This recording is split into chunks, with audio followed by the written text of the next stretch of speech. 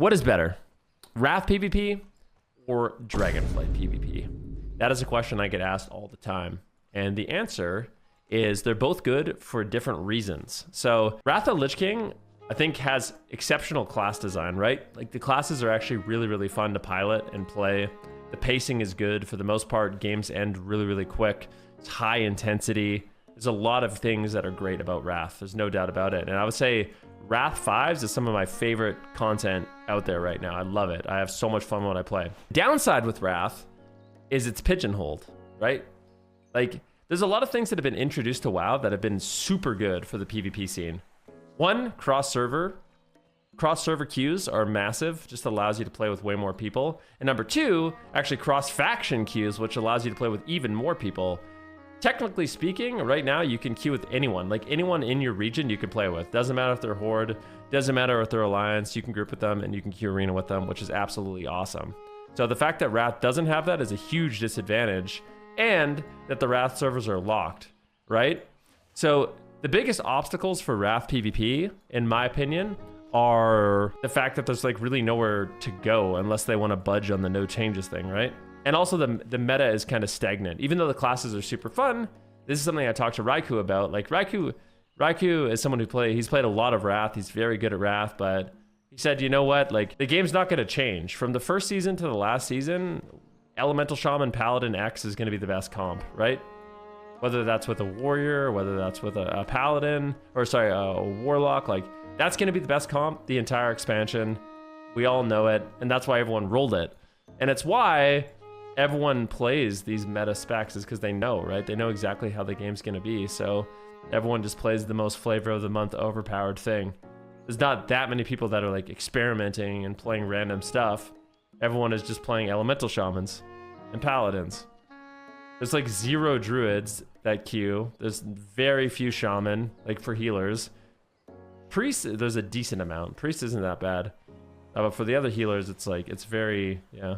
So the fact that there's not going to be any changes to the quality of life in Wrath, even though the game is super fun, it's one of my favorite versions of World of Warcraft ever.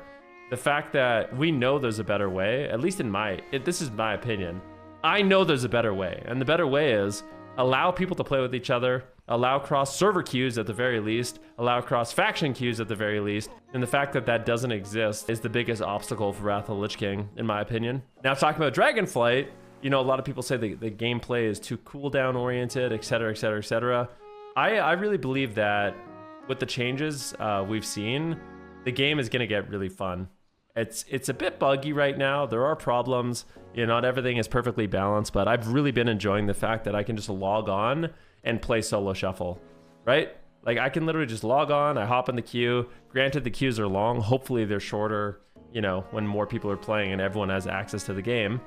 And I think ulting is going to be really easy as well. I think you're literally just going to level up a character, go do some BGs, get the honor gear, and be full item level immediately. Like within like a few days, you should be able to queue arena at like 99% capacity, which is awesome for alts. I think it's going to keep the game really fresh as well. So those are the big advantages. It's like you actually have these new systems, which I think are really, really good, like cross server, like cross faction, and like solo shuffle. So, you know what I mean? That's the nice thing. That's the nice thing about it. But, you know, there's always going to be people that are like the classic purists. I look at it a little bit differently. I think both games have good and bad about them. Yeah. Is there no conduits or legendaries? No, there's no secondary systems except tier. And like for me, I don't even use tier on the classes that I play. On Windwalker Monk, I would use tier, but tier's going to be pretty accessible. It's going to be gate kept. There's going to be time, time kept? It's going to be time gate kept. I don't know what the word I'm looking for right now, but yeah, you're going to be able to eventually get it. Time gated. Yeah, sorry. Time gated. It's going to be time gated, the tier gear, but other than that, there's no legendaries that you have to farm. There's no covenants you have to grind. Apparently everything is just account wide immediately. So it's exciting.